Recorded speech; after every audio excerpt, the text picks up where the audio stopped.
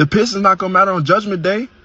Okay, so let's be real. The Jaden Ivey stuff has been going on for the past week or so. It's been pretty insane, frankly speaking. And we've seen this before. We see other influencers share off their beliefs. We've seen other players share off their beliefs, right? And that has never been a problem, I don't believe. But this case has been very interesting because he has almost taken it to another level where it doesn't come off as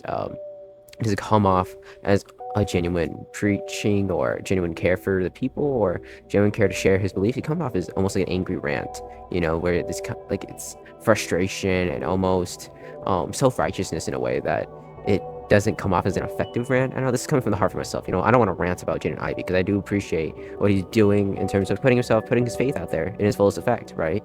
We're getting a lot of reports of different things, right? Like there's one rant where he literally admitted that his wife hasn't been texting him back, right? And I do think that there has been things that he's mentioned that can be a cause for this outburst in a way, right?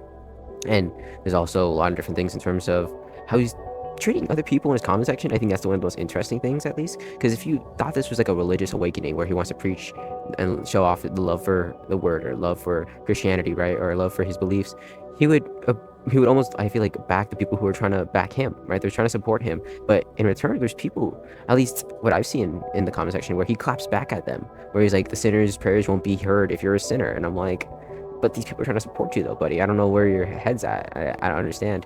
At least this doesn't feel like he's trying to get validation for his beliefs, but it feels like he's just trying to feel self-righteous in a way where he's taking up all his beliefs and he's trying to just pour it out there, but in a very almost judgy way. It feels very judgy, and it doesn't come off out of love, And I think it comes off as that when he is, I don't say calling out other people, but no, it just comes off as blunt and almost brutal in a way where, yes, of course, if you believe that, yes, show off your truth, but also to what end, right? Because I do believe that we advocate for these players to be authentic to themselves, to be authentic on their platforms, right? We don't want a PR run Instagram page. We want to see these players for who they are, for how they manage themselves, right? How they want to express themselves. But this is a very interesting case of authenticity, where whether or not it's authentic or is it just hateful, or whether or not authenticity bleeds into hateful. Are they the same line for Jaden Ivey?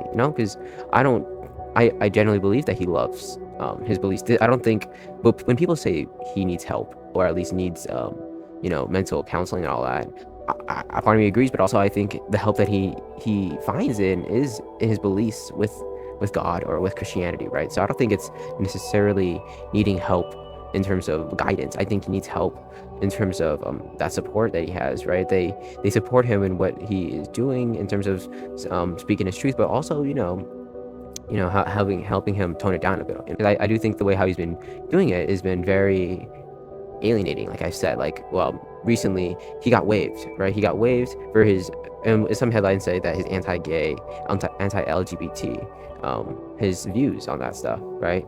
And like I said, I feel like everything that's been going on here has felt very alienating, and it kind of led to a point where he is now, but I think that's where he kind of wanted to be. I don't think he loved the NBA that much to truly commit to it fully, and I don't think he cares for it that much to sacrifice belief for it, which, I mean, at the end of the day, we don't want to sacrifice beliefs for anything, even our jobs. And it really goes to another debate about whether or not it's fair for Jaden Ivey to be to not just essentially be canceled, but also essentially be I'd say blackballed from the NBA, where he's waived and doesn't really have a job in the NBA no more, right?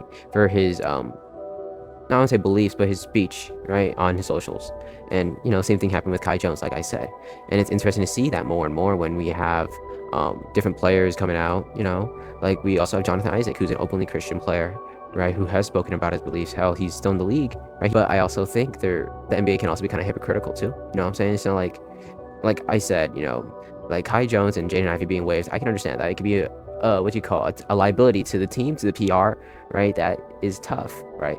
But there's also other players who have legitimate criminal cases against them. They have domestic violence cases against them. They have stuff that you don't want to have on your family-friendly NBA brand. Sad, but also confusing, because if you're willing to have players like Miles Bridges, Kevin Porter Jr., you're still giving those players a spotlight, even after criminal cases that are still kind of going on, right? I think they're still going on. I'm not entirely sure.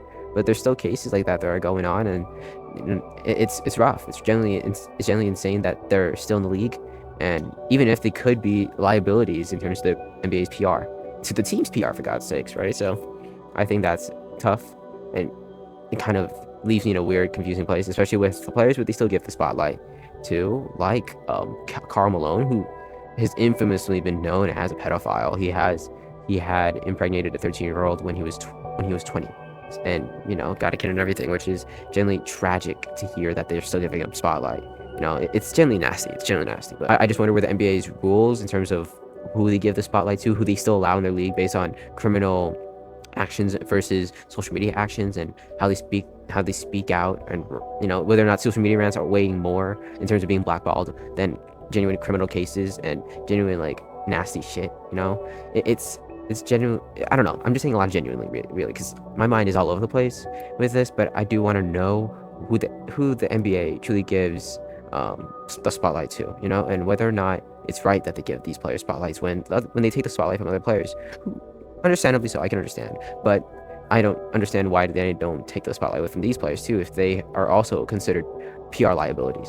So I think that's where my head's at right now with the Jaden Ivey stuff. I do hope and pray for him and hope that it all works out. I think it's an interesting video because it's one of the more different videos I've made for this, but I hope y'all enjoy. It's one of those ones where, yeah, it's pretty heavy. But yeah, that's about it. See ya.